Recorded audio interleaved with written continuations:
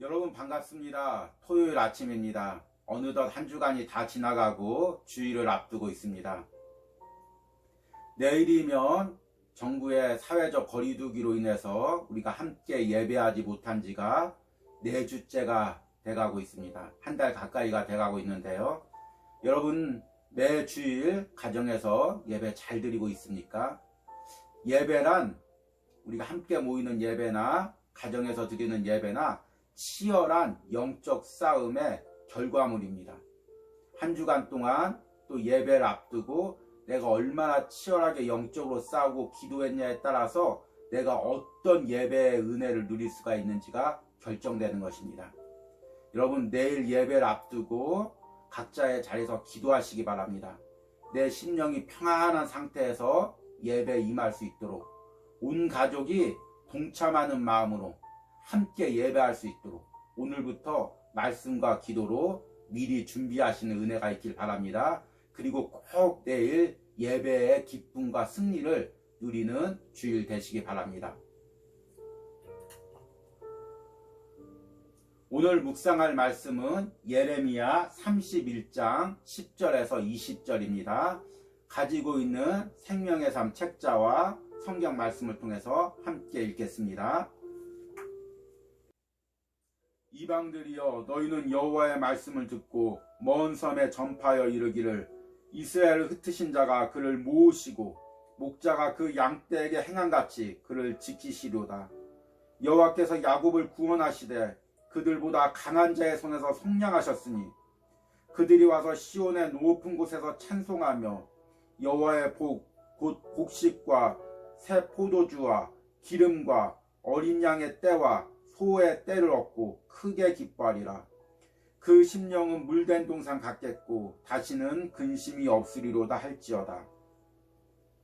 그때 처녀는 춤추며 즐거워하겠고 청년과 노인은 함께 즐거워하리니 내가 그들의 슬픔을 돌려서 즐겁게 하며 그들을 위로하며 그들의 근심으로부터 기쁨을 얻게 할 것임이라.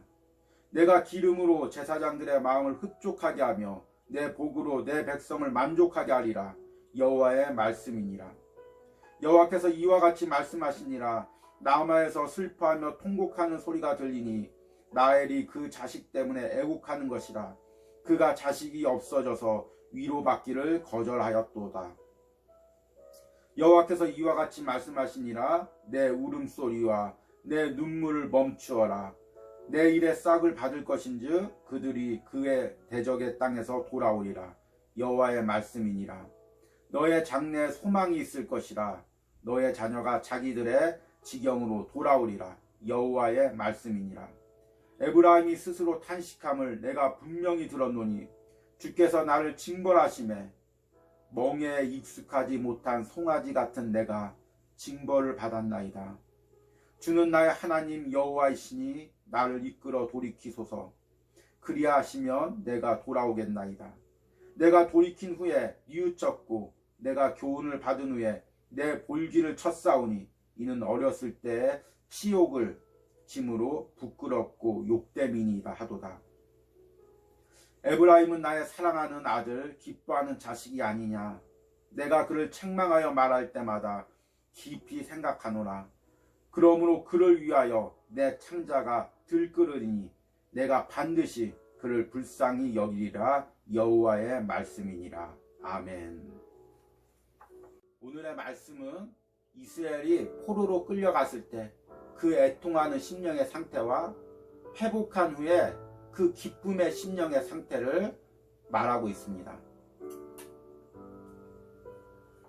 먼저 이스라엘이 포로로 끌려갔을 때 심령의 상태입니다. 그 심령의 상태를 자식을 잃은 라헬의 슬픔에 비유하고 있습니다. 15절 말씀 보니까 여호와께서 이와 같이 말씀하시니라. 라마에서 슬퍼하며 통곡하는 소리가 들리니 라헬이 그 자식 때문에 애곡하는 것이라. 그가 자식이 없어져 위로받기를 거절하는도다. 북이스라엘이 아수르에 멸망하고 남유다가 바벨론에 멸망할 때 나라가 패망하고 집이 불타고 부모와 형제와 자매가 자녀들이 죽임을 당하고 본인은 포로로 끌려갈 때 그 심령이 얼마나 애통했겠습니까?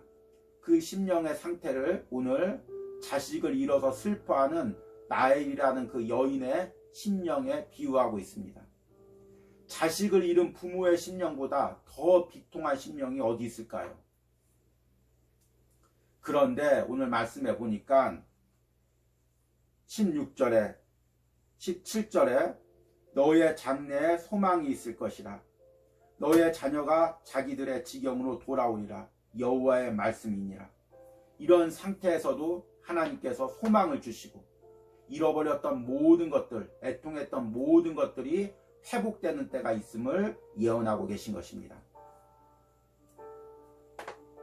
두 번째는 멍에에 익숙치 않은 송아지가 멍에를 매는 그런 심령의 상태입니다. 18절에 에브라임이 스스로 탄식함을 내가 분명히 들었노니 주께서 나를 징벌하심에 멍에에 익숙하지 못한 송아지 같은 내가 징벌을 받았나이다. 주는 나의 하나님 여호와이시니 나를 이끌어 돌이키소서. 그리하시면 내가 돌아오겠나이다. 이 말씀은 제 개인적으로 매우 익숙한 말씀인데요.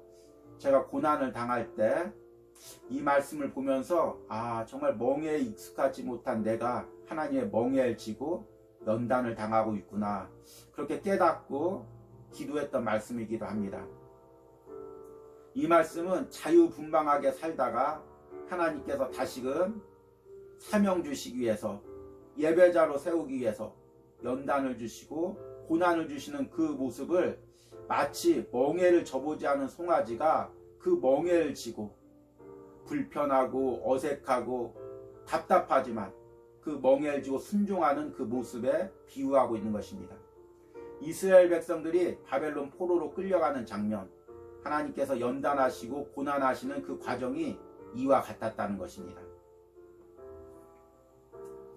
그런데 하나님께서는 이스라엘 백성들이 이렇게 고난을 당할 때 20절에 에브라임은 나의 사랑하는 아들 기뻐하는 자식이 아니냐. 내가 그를 책망하여 말할 때마다 깊이 생각하노라. 그러므로 그를 위하여 내 창자가 들끓으리니 내가 반드시 그를 불쌍히 여기리라. 여호와의 말씀이니라. 비록 에브라임에게 그 익숙치 않은 멍에를 매지만 하나님이 그 모습을 보고 마치 창자가 들끓는 것처럼 아파하신다고 말씀하십니다. 여러분, 하나님께서 우리의 신앙을 세우시기에 지금 우리에게 고난을 주고 계시지만 그 모습을 보면서 하나님도 창자가 들끓는 것처럼 같이 아파하시고 같이 눈물을 흘리고 계십니다. 이렇게 포로로 끌려갔을 때 이스라엘 심령의 상태를 이야기한 후에 회복될 때 심령의 상태를 이야기하는데 한 단어로 이야기하면 물된 동산이라는 것입니다. 12절 말씀 보니까 그들이 와서 시온의 높은 곳에서 찬송하며 여호와의 복, 곧 곡식과 새 포도주와 기름과 어린 양의 떼와 소의 떼를 얻고 크게 기뻐하리니 그 심령은 물된 동산 같겠고 다시는 근심이 없으리로다 할지어다. 자식을 잃은 나엘과 같은 애통하는 심령이 한 번도 멍에를 져보지 못한 송아지가 멍에를 지고 힘들어했던 그 심령이 하나님께서 모든 것으로 채워주시는 물된 동산 같은 심령으로 변화시켜준다는 것이 오늘의 말씀입니다. 이 물된 동산이라는 단어는 오늘 예레미야와 이사야 58장 11절에 성경에서 단 2번만 나오는 단어입니다. 이사야 58장 11절에 보니까 여호와가 너를 항상 인도하여 메마른 곳에서도 내 영혼을 만족케 하며 내 뼈를 견고케 하리니 너는 물된 동산 같겠고 물이 끊어지지 아니하는 샘 같을 것이라. 물된 동산이란 이스라엘 백성들이 바벨론의 포로 생활하는 그 과정이 마치 메마른 광야를 걸어가는 그런 상황과 같았습니다.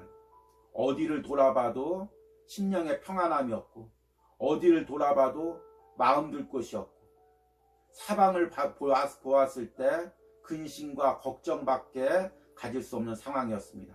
그럼에도 불구하고 하나님께서 당신의 택한 자녀들의 심령 가운데 물된 동산 같은 은혜를 부어주시고 은혜가 끊이지 않도록 하신다는 것이 바로 하나님의 약속인 것입니다. 그래서 그 은혜로, 그 물된 동산 같은 심령의 은혜로 광야 같은 세상을 하루하루 살아가는 것입니다. 이스라엘 백성들이 그렇게 포로 생활을 견뎌냈고 우리 역시 고난의 과정 가운데서 하나님의 이런 은혜로 하루하루를 살아가는 것입니다.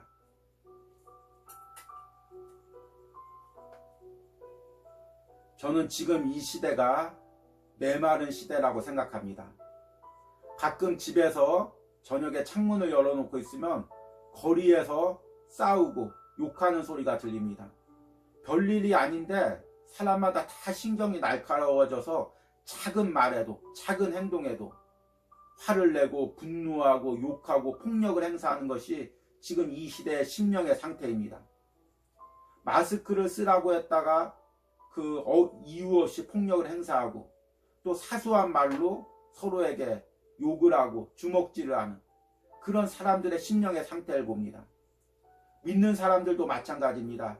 예배를 드리지 못하고 신앙의 교제를 하지 못하고 또 은혜를 공급받지 못하다 보니까 사람들마다 다 메말라 있습니다. 그런데 이런 상황 가운데서도 사랑하는 우리 성도들에게 물된 동산에 은혜가 있길 바랍니다. 이 은혜가 있어야 여러분 예배를 드릴 수가 있습니다. 여러분 가정에서 예배 드리는 게 단순히 주일이 됐다고 드릴 수 있는 것이 아닙니다. 내 심령에 물된 동산 같은 은혜가 있어야 되고 우리 가정에 물된 동산 같은 평안이 있어야 예배를 드릴 수가 있는 것입니다. 한 주간 동안 가족끼리 싸우고 토요일날 크게 싸우고 어떻게 주일날 예배를 드릴 수가 있겠습니까? 하나님께서 한 주간 우리에게 물된 동산 같은 은혜를 주셔야 내 심령에 물된 동산 같은 평안을 주셔야 내일 예배를 드릴 수가 있는 것입니다. 여러분 이것을 위해서 오늘부터 기도하시기 바랍니다. 하나님 내일 주일 예배를 드릴 때 우리 가정 가운데 하나님 물된 동산의 심령의 평안함을 허락하여 주시고 내 안에 하나님 물된 동산 같은 평안함을 허락하여 주셔서 기쁘고 평안한 마음으로 예배하게 하시고 그 예배 가운데 하나님의 은혜와 평안을 경험하게 하여 주시옵소서. 오늘부터 기도로 이렇게 준비하시고 내일 은혜로운 예배를 드리시길 바랍니다. 기도하시겠습니다. 그 심령은 물된 동산 같겠고 다시는 근심이 없으리로다. 너는 물된 동산 같겠고 물이 끊어지지 않은 샘 같으리로다. 하나님 오늘 예레미야의 말씀과 이사야의 말씀이 오늘 이 영상 설교를 듣는 아버지 그 성도들의 심령 가운데 가정 가운데 실질적으로 일어나는 역사가 있게 하여 주시옵소서. 하나님 메마른 시대입니다. 강팍한 시대입니다. 가정마다 아버지 상함이 있고 아버지 평안이 없는 시대입니다. 그러나 사랑하는 성도들의 심령 가운데 가정 가운데 물된 동산 같은 심령이 있게 하여 주시옵소서. 축복이 있게 하여 주시옵소서. 그런 회복이 있게 하여 주시옵소서.